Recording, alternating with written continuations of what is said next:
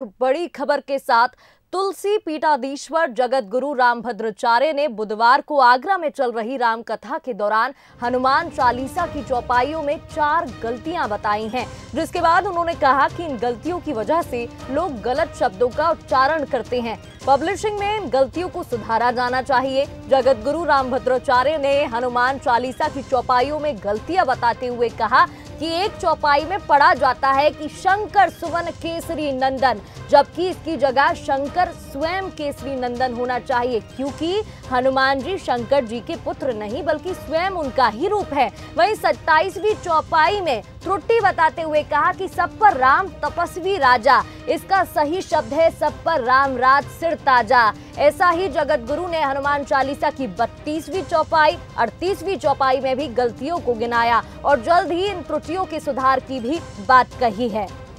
तो जगत गुरु रामभद्राचार्य का यहाँ पर दावा है, हनुमान चालीसा में 4 त्रुटियां यहाँ पर बताई है। दरअसल आगरा में कथा करने के लिए पहुंचे हैं, जहां पर कथा सुनाते वक्त उन्होंने इन 4 गलतियों के बारे में भक्तों को बताया।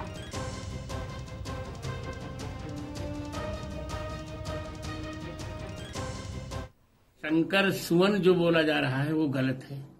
हनुमान जी शंकर जी के पुत्र नहीं है, शंकर जी ही हनुमान है। तो मूल पाठ है उसका शंकर स्वयं केसरी नंदन, नोट करते आइए जी महाराज जी। और दूसरा 27वीं चौपाई में सब पर राम तपस्वी राजा बोला जा रहा है। तो तपस्वी राजा नहीं, सब पर राम राय सिर ताजा। और तीसरा पाठ है 32वें में है, राम रसायन तुम्हारे पासा, सदा रहो रघुपति के दासा नहीं है वो जी, सादर हो रघुपति के दासा। जो 7 बार पाठ कर कोई नहीं पाठ है, यह 7 बार पाठ कर जोई, छूटे बंदी महासुख होई। और चलिए आज बंसल एक्सप्लेनर में चर्चा इसी खबर पर होगी। बंसल एक्सप्लेनर का रुख करेंगे और आज हमारे साथ बंसल एक्सप्लेनर में एग्जीक्यूटिव एडिटर शैलेंद्र सिंह राजपूत जी जुड़ गए हैं।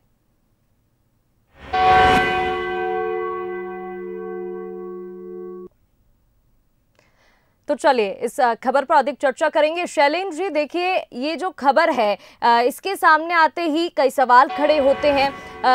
वेद, पुराण, उपनिषद, रामचरितमानस, ये कुछ ऐसे हिंदू धर्म ग्रंथ हैं जिनके लिए कहा जाता है कि स्वयं ईश्वर ने इनकी रचना की है। उनके मुंह से जो निकले शब्द हैं उनको पिरोकर ही इसकी पूरी रचना हुई है। और ऐसे में अब ये बड़ा बयान यहाँ पर आया है, दावा किया गया है, रामभद्राचार्य जी ने कहा है कि कुछ त्रुटियां हैं, कुछ गलतियां हैं जिनमें बदलाव होना चाहिए, सुधार होना चाहिए। अब सवाल ये खड़ा होता है कि गलतियों को, पब्लिशिंग को सुधार करना इसमें मोटो है या इसके पीछे कोई और बात है?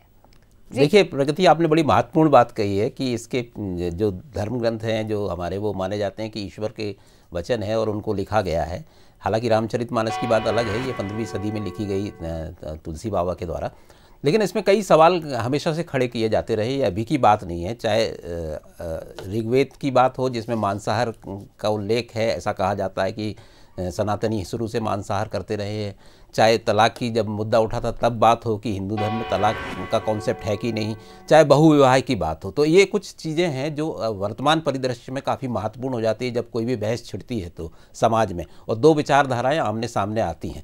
लेकिन अब इस बार जब ये कहा गया कि हनुमान चालीसा में 4 गलतियाँ बताई रामभद्राचार्य ने और उन्होंने ये कहा कि इसमें सुधार की ज़रूरत है, तो ये बड़ा महत्वपूर्ण हो जाता है, क्योंकि पहली बार एक इस वर्ग से एक बात आई है कि सुधार करना चाहिए, क्योंकि अभी तक ये इसमें सुधार की कोई बात होती नहीं थी। इस तरह की बातें करना भी गलत माना जाता था। लेकिन और जो संत ये बात उठा रहे हैं बड़े महत्वपूर्ण हैं, तुलसी पीठ के अध्यक्ष हैं और 80 ग्रंथ लिख चुके हैं, इनको बड़ा अध्ययनशील माना जाता है और इनका धर्म पे, यहाँ तक कि जब रामलला का केस चल रहा था तब भी इनको अदालत में इन्होंने धर्म ग्रंथों में जो राम का उल्लेख है उसको लेकर गवाह के तौर पर वो पेश हुए थे। तो ये बड़ा महत्वपूर्ण व्यक्ति है। तो ये माना जा सकता है कि ये अपने आप नहीं है, एक सोची समझी रणनीति के तहत भी ये हम कह सकते हैं कि ये बात कही गई है क्योंकि पिछले दिनों आपने देखा कि जब स्वामी प्रसाद मौर्य ने ताड़ना शब्द का जो इस्तेमाल है उसको उठाया, और ये ताड़ना शब्द पहले भी उठते रहे क्योंकि इसमें शूद्र, पशु, नारी जैसे शब्दों का इस्तेमाल हुआ और इनको ताड़ना का अधिकारी बताया गया। तो सनातन जो परंपरा है उसमें एक फूट डालने की कोशिश हमेशा से होती रही है इन शब्दों के जरिए।